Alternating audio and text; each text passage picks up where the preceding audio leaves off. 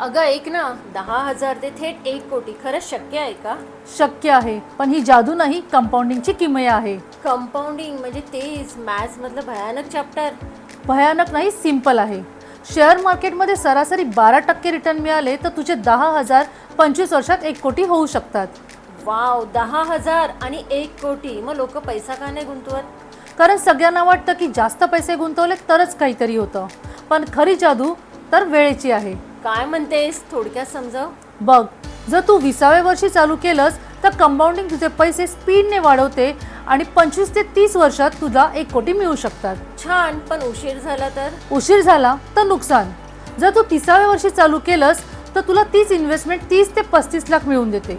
म्हणजे 10 वर्ष उशीर तर जवळजवळ तुझी 70% कमाई गायब. म्हणजे माझा कंपाऊंडिंगचा फायदा हातातून निघून जातोय.